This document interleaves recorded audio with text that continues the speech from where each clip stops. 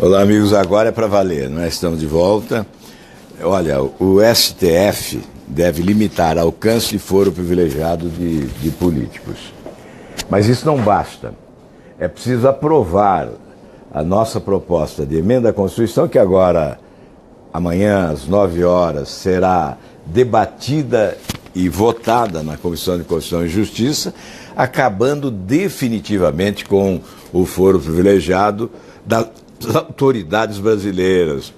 Eu acho que não é nem preciso explicar mais. Nós já falamos tanto desse assunto nos últimos anos, né? Afinal, a nossa proposta foi apresentada em 2013, depois de 4 anos de morosidade, de paralisia aqui do Senado Federal, obstáculos à sua tramitação. Depois de 4 anos, nós conseguimos finalmente, graças à sua pressão, ao seu apoio, colocar em votação e foi aprovada a proposta por unanimidade, porque ninguém tem coragem de votar contra uma matéria dessa natureza, que hoje tem um apoio popular imenso, né? E lá na Câmara acontecerá a mesma coisa. O importante é pressionar para que essa proposta vá logo ao plenário em tempo de alcançar ainda as autoridades que estão sendo agora investigadas pela Operação Lava Jato, muitas delas já denunciadas, mas ficarão impunes se nós não acabarmos com o foro privilegiado, haverá prescrição. Vocês estão vendo quantos foram presos lá em Curitiba? Todos aqueles que não tinham mandato. Eduardo Cunha, Sérgio Cabral, André Vargas, o ex-senador Ginhargelo, todos aqueles que estavam sem mandato foram presos. Aqueles que possuem mandato estão soltos, impunes. Portanto, o foro privilegiado é a arma dos desonestos, é o guarda-chuva protetor da desonestidade. Não há como não se revoltar contra esse instituto do foro privilegiado, fazendo com que a nossa Constituição seja o mapa da incoerência. Porque lá no artigo 5º diz que todos somos iguais perante a lei, e ela, lá num espaço reservado à impunidade, institui que autoridades têm foro privilegiado. Uma casta, né? São diferentes dos outros seres humanos. Nós temos que acabar não só com o foro privilegiado, mas com todos os privilégios. Por exemplo, nós tivemos agora um lamentável espetáculo na Assembleia do Rio de Janeiro, que vem na esteira daquela decisão estapafúrdia do Supremo Tribunal Federal, que mudou de opinião de um tempo para o outro tempo, de um nome para o outro nome. Em relação a Eduardo Cunha, um tratamento. Em relação ao senador Aécio, outro tratamento, e abriu-se esse precedente. O Supremo abdicou da sua competência de dar a última palavra em matéria de justiça e transferiu poderes ao Congresso Nacional e, por consequência, às assembleias legislativas, às câmaras de vereadores. Foi uma festa depois dessa decisão do Supremo, acolhida pelo Senado Federal. Lá no Rio Grande do Norte, no Mato Grosso, no Rio de Janeiro, malandros presos foram liberados, com o estímulo do Supremo Tribunal Federal. Então, esses privilégios precisam ser eliminados da Constituição. E nós apresentamos já propostas com esse objetivo. Uma delas acaba com essa prerrogativa de decidir sobre prisão de parlamentar. Parlamentar preso tem que ficar preso. É uma questão de justiça e não de quem elabora a legislação. A outra questão, prerrogativa também do parlamento, é que um parlamentar processado criminalmente, pode o Congresso, ou a Câmara, ou o Senado, suspender a ação penal que envolva um parlamentar. Então, são 2 privilégios. E a outra proposta que nós incluímos também é a de legitimar constitucionalmente a prisão em segunda instância, para que não se fale mais desse assunto. Porque, de vez em quando, surge a notícia de que o Supremo Tribunal Federal pode rever jurisprudência firmada e mudar de opinião em relação à primeira decisão. Como mudou de opinião em relação a parlamentar preso, ou no caso do Senado, do senador Aécio, não era nem prisão, né? Mas mudou de opinião desde o episódio Eduardo Cunha. Fica aquela preocupação de que possa mudar de opinião também em relação à prisão em segunda instância. Por isso, o ideal é aprovar a emenda constitucional legitimando definitivamente a prisão em segunda instância. É fundamental para o sucesso da Operação Lava Jato. Tanto a questão do foro quanto da prisão em segunda instância são duas questões essenciais para o sucesso da Operação Lava Jato. Em relação à decisão lá da Assembleia Legislativa do Rio de Janeiro, 2 parlamentares integram os quadros do Podemos, o nosso partido.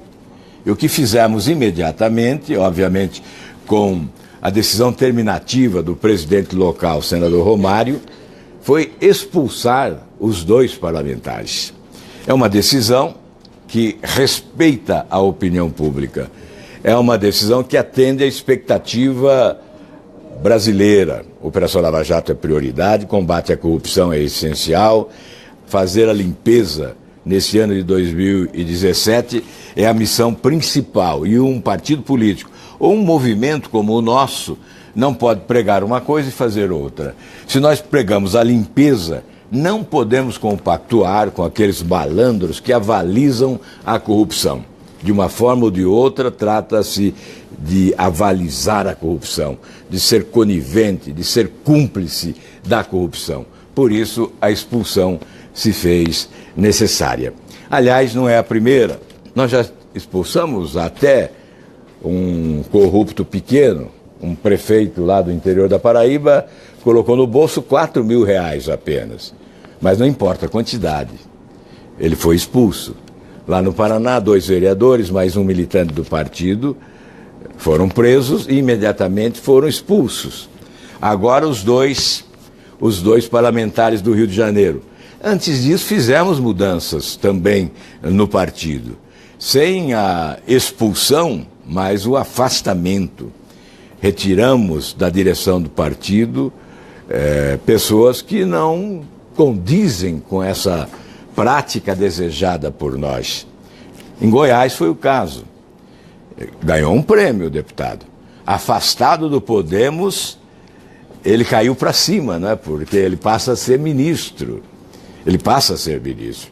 Esse governo Temer, que é um governo corrupto, que é uma quadrilha, uma organização criminosa, como diz o Procurador-Geral da República, premia aqueles que estão sendo investigados, aqueles que são denunciados, aqueles que praticam delito. Fica a impressão de que para ocupar cargo de importância na República, o critério é o número de inquéritos. E é o que está ocorrendo. Quantos estão sendo investigados no governo e no parlamento, ocupando posições de destaque? É um tempo difícil. Que tempo é esse?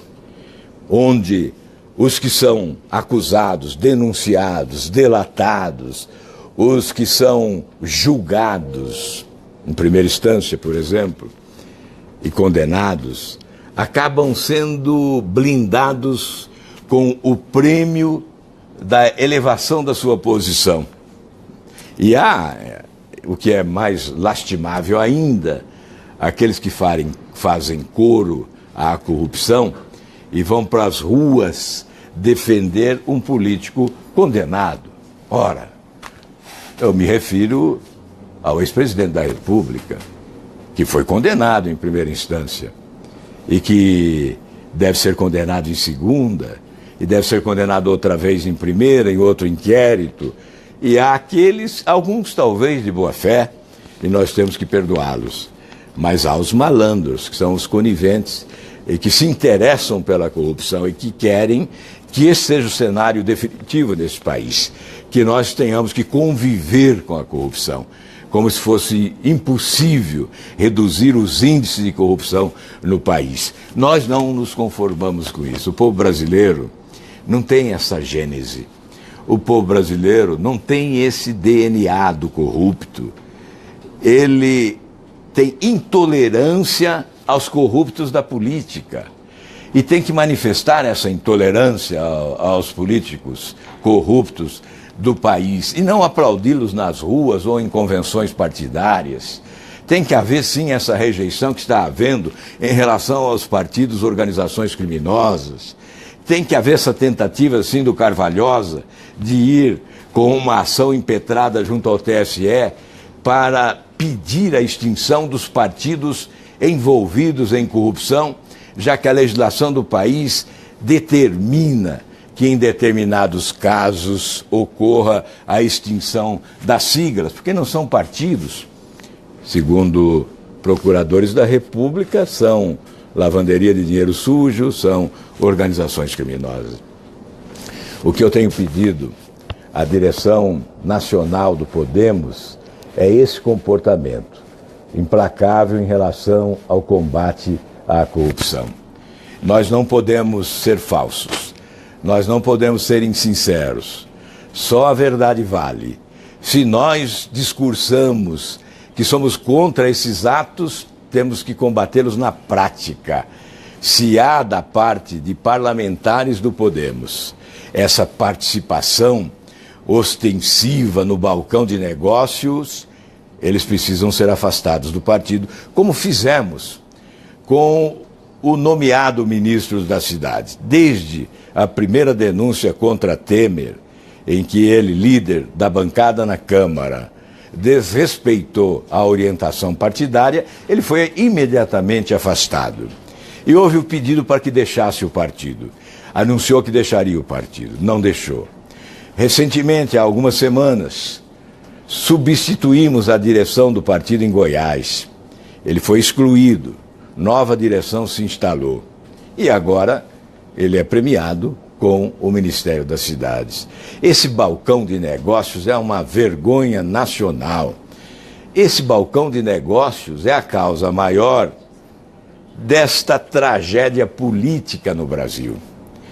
Governante vai ao Congresso comprar voto, comprar consciência, barganhar por cargos públicos, acerta o apoio de partidos políticos em troca do voto dos seus representantes no Congresso.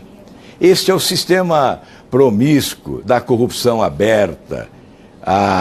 Eu vou repetir sempre isso. Vocês vão cansar de ouvir. É a usina dos escândalos de corrupção. É a matriz dos governos corruptos e incompetentes. E esse modelo, esse sistema, foi clonado, ele foi transplantado para estados e municípios, onde viceja também a corrupção ao redor do grande balcão de negócios instalado com o dinheiro público. Portanto, essa atitude do Podemos, ela tem que ser regra e não exceção. Nós já mudamos a direção em outros estados também, pelas mesmas razões. E queremos continuar desta forma. Mesmo que a imprensa não dê o destaque que esses fatos merecem, nós vamos continuar com esse propósito.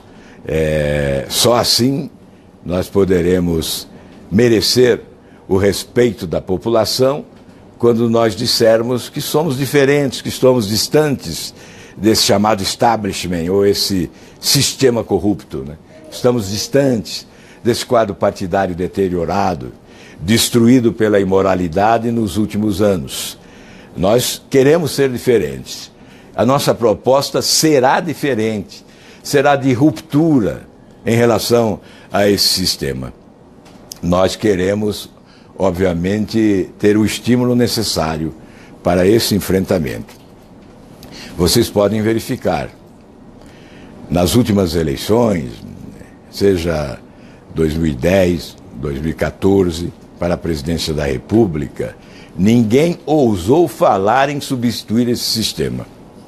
Nesta eleição, da mesma forma, praticam o sistema, porque o que se fala e a imprensa assimila essa proposta, o que se fala é em coligação partidária.